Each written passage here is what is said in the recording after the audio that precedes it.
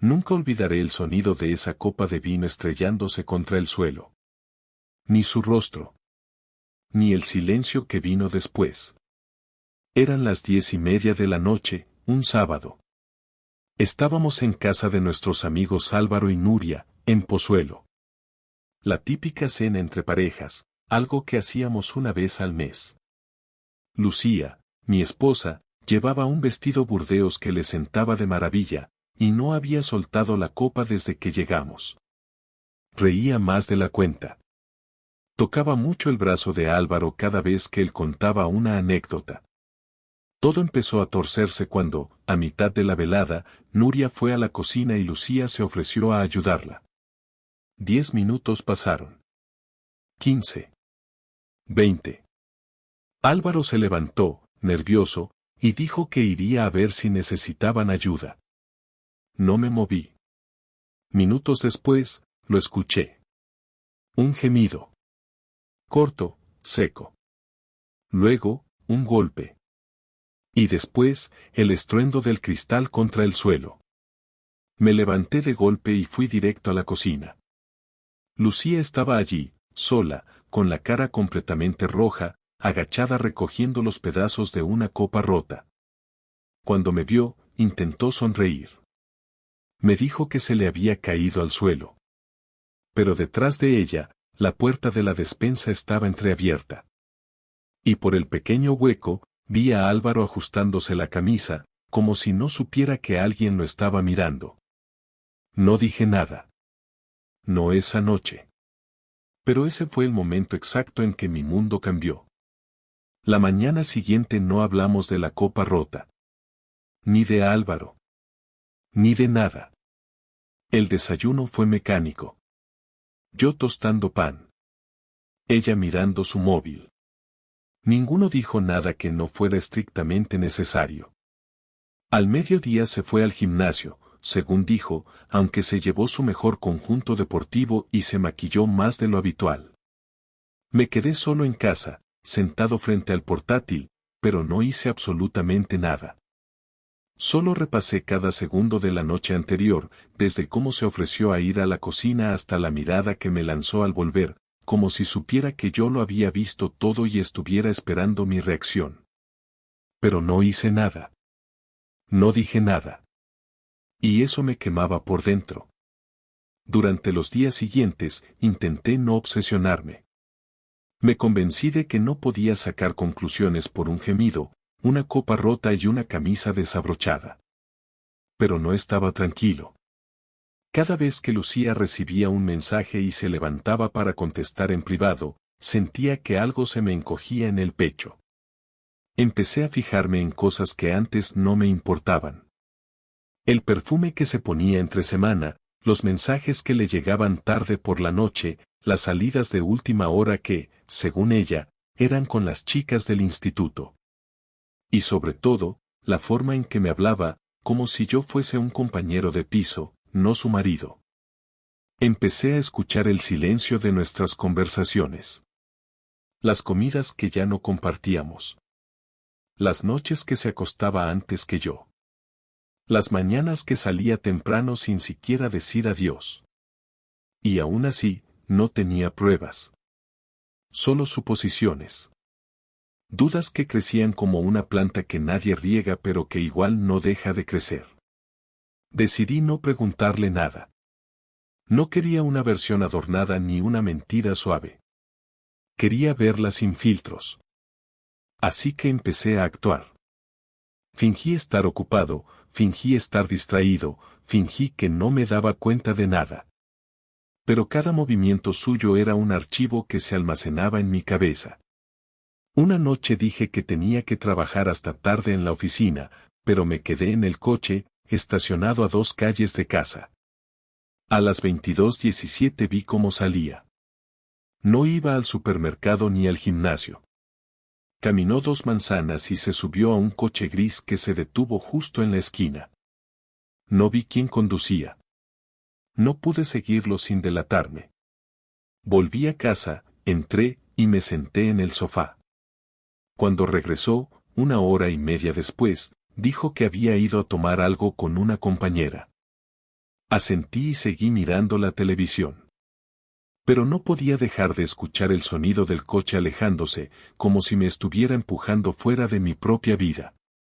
La semana siguiente me invitaron a una pequeña reunión de antiguos alumnos del instituto. No tenía muchas ganas de ir, pero me servía de excusa. Le dije a Lucía que estaría fuera toda la tarde y parte de la noche. Me preparé como si fuera a una cita, y me fui, pero no al evento. A las 23 estacioné en la misma calle donde había visto el coche la otra vez. Esta vez no esperé dentro. Caminé, esperé en una cafetería frente al bar donde solía ir Álvaro. No tardó en llegar. Lucía. Vestida para impresionar. Maquillaje perfecto. Zapatos que no usan nunca para ir al trabajo. La vi entrar al bar, pero no sola. Él llegó 2 minutos después. Ropa informal, una sonrisa de esas que no se borran fácil, y una confianza en su forma de moverse que me hizo hervir. No había duda. No eran amigos. No eran compañeros. Y desde luego, no era la primera vez que se veían así. Entré al bar. No hice una escena. No grité. No dije su nombre. Me senté en la barra, pedí una cerveza, y esperé a que me vieran. El primero que me notó fue Álvaro. Su rostro cambió por completo, como si hubiera visto un fantasma. Lucía tardó un par de segundos más. Cuando nuestros ojos se encontraron, hubo un momento donde pensé que iba a levantarse e irse, pero no lo hizo. Solo bajó la mirada y siguió bebiendo. Álvaro dijo algo en voz baja. Se levantaron. Salieron sin mirar atrás. Yo terminé la cerveza, pagué, y salí 5 minutos después. Esa noche no volví a casa. Dormí en el sofá de un amigo que vive en Lavapiés. Me desperté a las 7, con el cuello destrozado y la mente hecha un lío. Tenía el móvil con 7 llamadas perdidas de Lucía, 3 mensajes y uno de voz que no escuché. No contesté. Me duché en casa de mi amigo, tomé un café, y volví a casa como si hubiera pasado la noche en el evento. Lucía no dijo nada. Solo me miró con esos ojos que ahora me resultaban completamente desconocidos. Y yo, por dentro, ya había tomado una decisión. La confrontación no fue planeada, pero tampoco fue accidental. Sucedió un miércoles, 4 días después de verla con Álvaro en aquel bar. Durante esos días ella actuó como si nada hubiera pasado, como si la normalidad se pudiera imponer por inercia, como si mi silencio fuera señal de que todo seguía igual. Cocinó una vez, se sentó a ver una película conmigo, incluso me preguntó si quería ir con ella el sábado a ver una obra de teatro en el centro. Yo simplemente asentía a todo. No porque quisiera paz, sino porque necesitaba observarla, entender cómo alguien podía fingir tanto. Esa noche, mientras cenábamos, decidí que ya no iba a seguir esperando. Ella estaba sentada frente a mí, removiendo el arroz con verduras que había cocinado sin probarlo, y sin levantar la vista del plato le dije que si quería que habláramos de Álvaro antes o después del postre. Lucía tardó 3 segundos en reaccionar. Fue como si el nombre se hubiera quedado suspendido en el aire.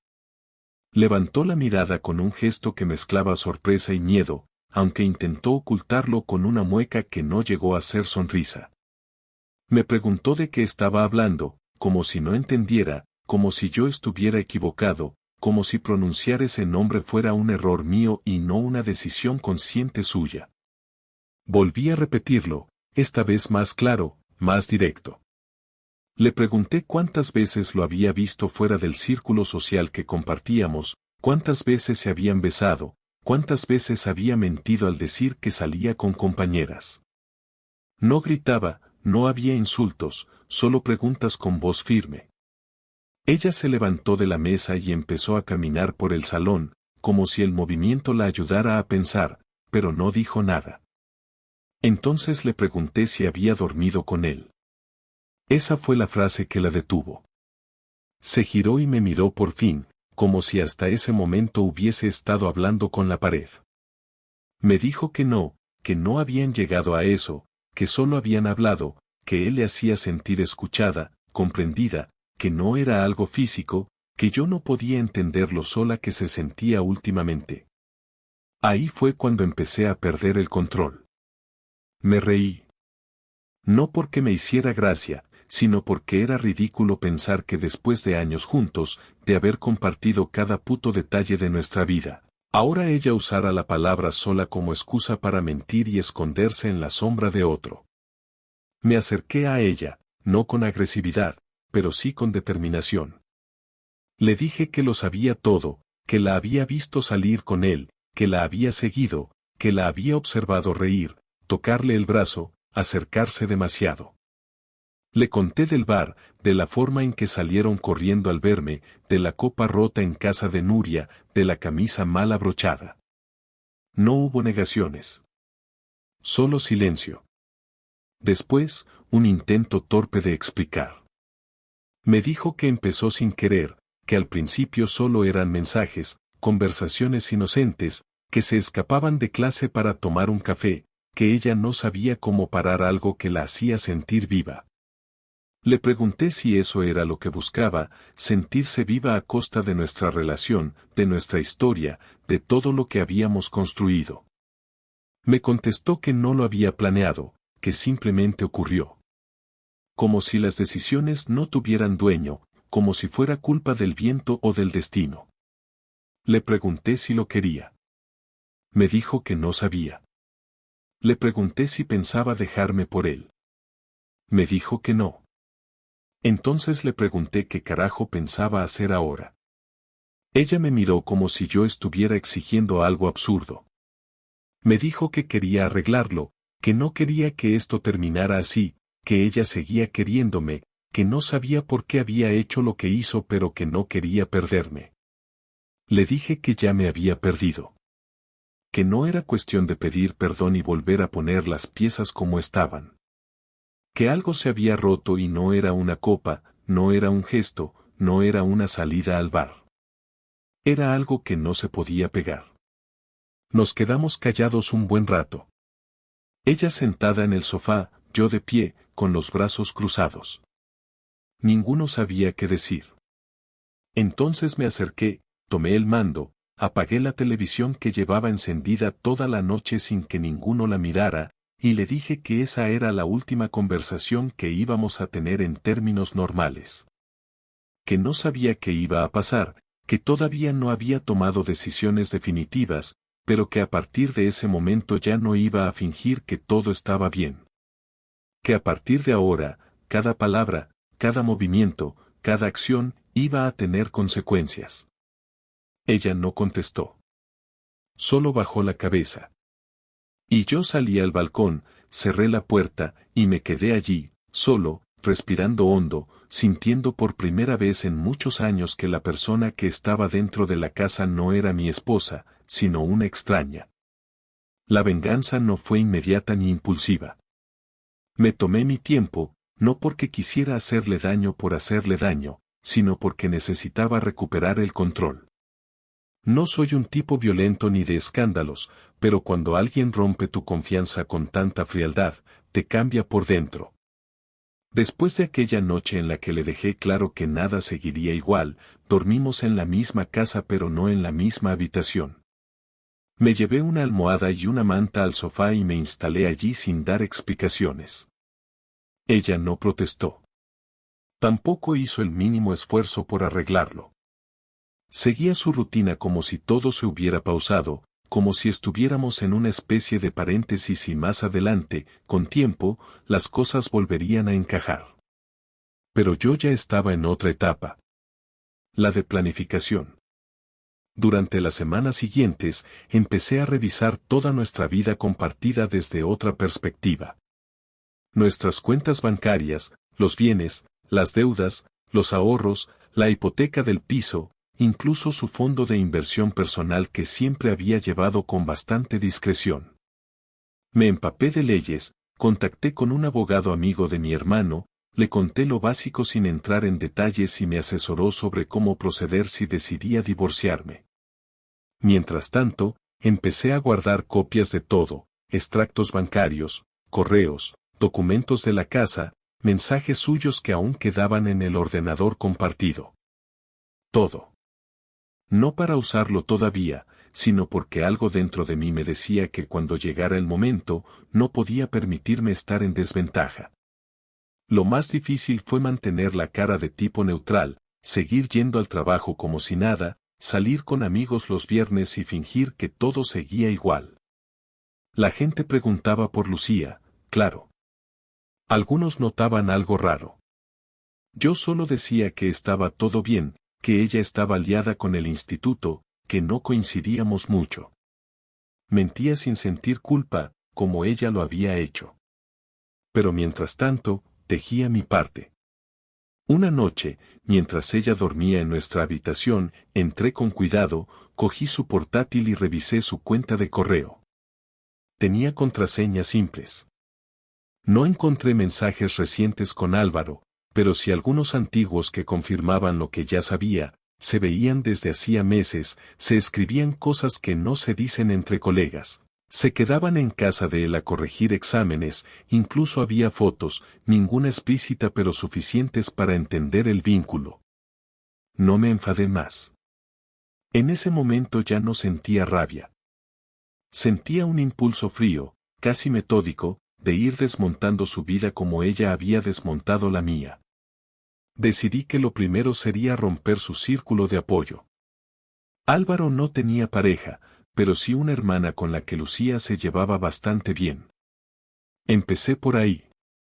La contacté desde una cuenta falsa, le mandé una captura de uno de los correos, sin nombres visibles pero lo bastante clara para levantar sospechas.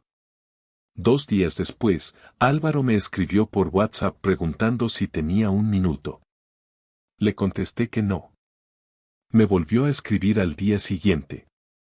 No respondí. Después me llamó. Tampoco contesté. Y entonces, supe que la bomba ya estaba haciendo efecto. El segundo paso fue desmontar su imagen perfecta en el instituto.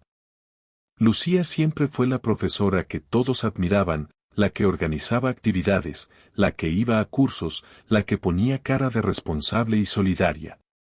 Yo conocía a un antiguo compañero suyo que había salido del centro hace un año por un conflicto con la dirección, alguien que estaba esperando una oportunidad para volver. Lo invité a comer, le conté lo que sabía, y le pasé parte de los mensajes. Le dije que si quería usar esa información para recuperar su plaza, no iba a detenerlo.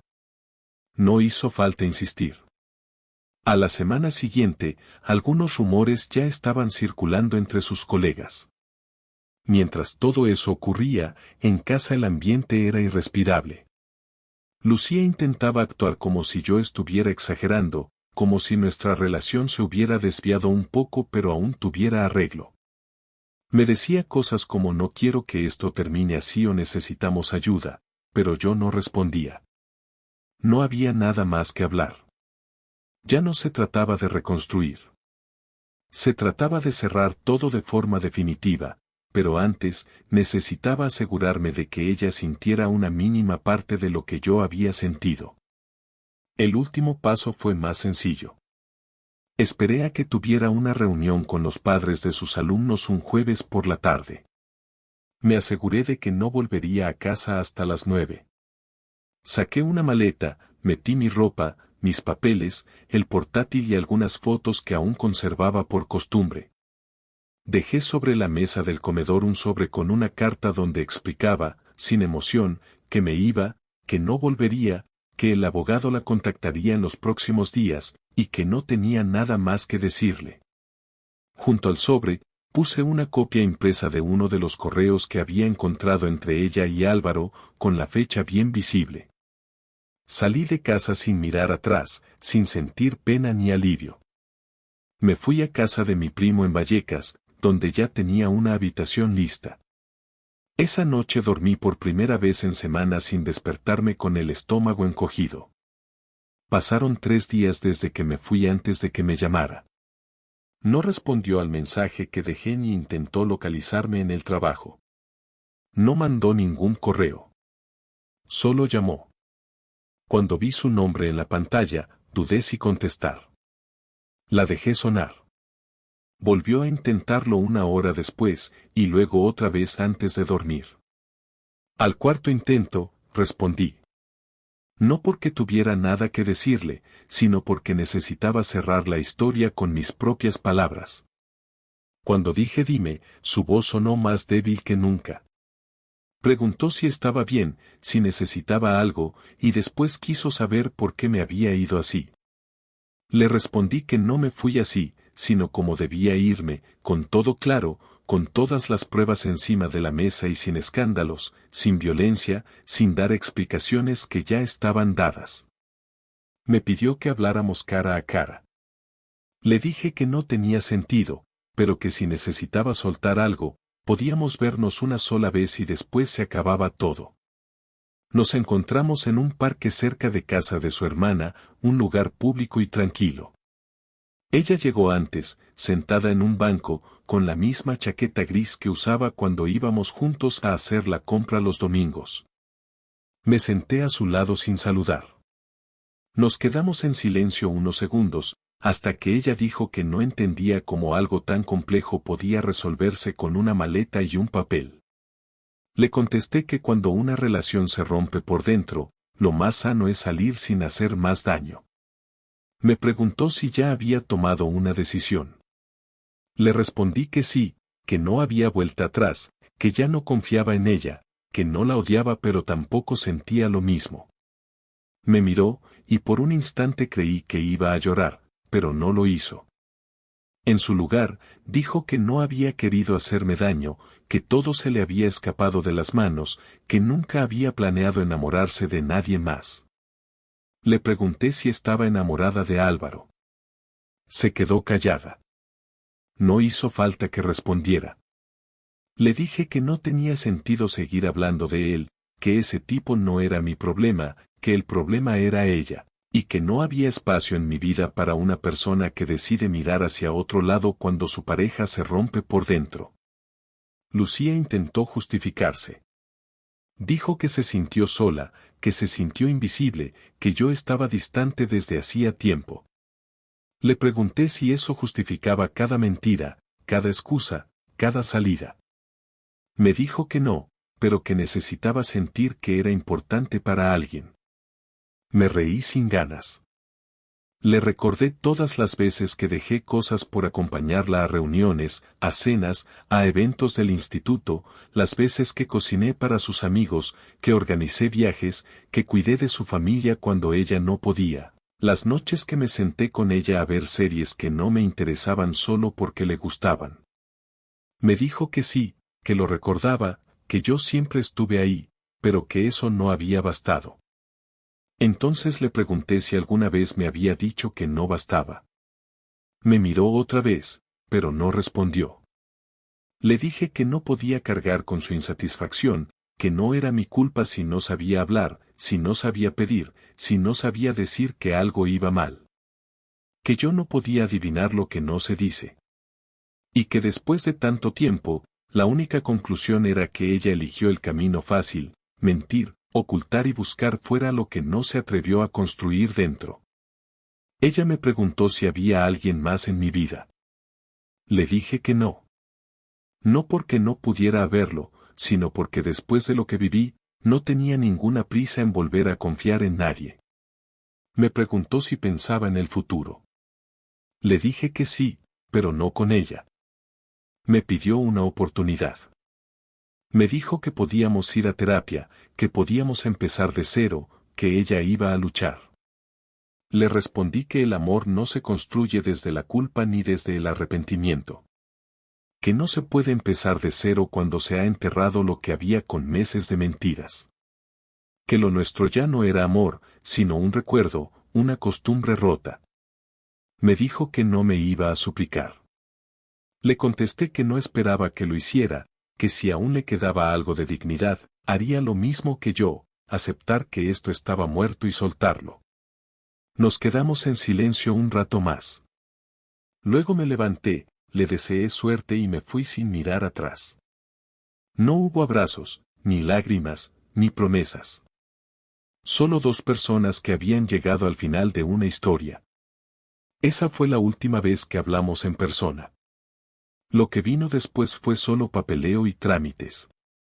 Después de aquella conversación en el parque no volví a verla. La comunicación quedó reducida a correos fríos entre abogados, con detalles sobre la vivienda, la cuenta conjunta y el coche que habíamos comprado hacía 2 años. Ella intentó por medio de su hermana pedir que habláramos una vez más, pero ya no había nada que decir. Todo lo que importaba se había dicho esa tarde y lo que quedaba era simplemente cerrar el capítulo sin añadir más ruido. Me instalé en un pequeño piso de alquiler en Chamberí, lejos de nuestra casa compartida, con muebles sencillos y poco más que un colchón, una mesa de trabajo y una cafetera. No necesitaba mucho. Al principio me costó acostumbrarme al silencio, pero con el paso de los días se volvió una rutina estable. Me levantaba, me duchaba, trabajaba, salía a caminar por las tardes, cenaba algo simple y dormía sin interrupciones. No me lancé a llenar el vacío con nadie. No abrí perfiles en aplicaciones ni llamé a ninguna ex. Me volví muy selectivo con mi tiempo. Los fines de semana los pasaba leyendo, viendo documentales o saliendo a comer con mi primo o un par de amigos que nunca me hicieron demasiadas preguntas. Agradecía eso. La gente que entiende que no hace falta desenterrar todo para ofrecer compañía. Cada uno de esos pequeños momentos me fue dando una estructura nueva, distinta a la que tenía antes, pero más mía. En lugar de reconstruir lo que perdí, empecé a armar algo desde cero, sin prisa. Lucía se quedó en el piso que habíamos comprado juntos. La casa no tenía hipoteca y, tras el acuerdo, decidimos que ella se quedaría con ella a cambio de una compensación económica que cubriera mi parte. No discutimos por eso. No hubo reproches. Supongo que ambos entendimos que lo material era lo único fácil de dividir. Lo difícil, lo emocional, ya no se podía repartir. Ella intentó mantener contacto durante los primeros meses, con algún mensaje ocasional para preguntarme cómo estaba o si quería tomar un café. No respondía ninguno. No por rencor, sino porque ya había cerrado la puerta y sabía que abrirla de nuevo solo serviría para arrastrar cosas que ya no tenían arreglo. Lo que más me costó fue reordenar mis propios pensamientos. Había días en los que me despertaba con una mezcla de rabia y tristeza, no por lo que perdí, sino por el tiempo que me tomó darme cuenta de que estaba en una relación vacía mucho antes de descubrir la infidelidad. Lucía no me traicionó de golpe. Fue algo progresivo. Una distancia que creció en silencio mientras yo estaba ocupado manteniendo todo en pie. Me sentí estúpido durante semanas por no haber visto lo obvio. Pero después dejé de culparme. Entendí que a veces confiamos porque creemos que eso es lo correcto, no porque seamos ingenuos, sino porque elegimos hacerlo con las personas que se supone deberían cuidarnos. Una tarde de domingo recibí un mensaje de Álvaro. Me pidió perdón, me dijo que entendía si no quería leerlo, pero que necesitaba decirme que nunca pensó que las cosas llegarían tan lejos. No le contesté. Me pareció una cobardía ese tipo de disculpa a destiempo, cuando ya todo está roto. A diferencia de Lucía, él no perdió nada importante. Ni casa, ni rutina, ni vínculos reales. Solo se alejó cuando el escándalo comenzó a afectarle. Eso decía todo lo que necesitaba saber sobre él. Con el tiempo, empecé a notar cómo mi cuerpo dejaba de sentir tensión. Ya no vivía con la mandíbula apretada ni con el estómago cerrado. Me sorprendí sonriendo sin motivo un día en una cafetería cuando una señora mayor discutía con el camarero sobre el azúcar en su café. Me reí sin querer, sin planearlo, y en ese momento supe que estaba bien.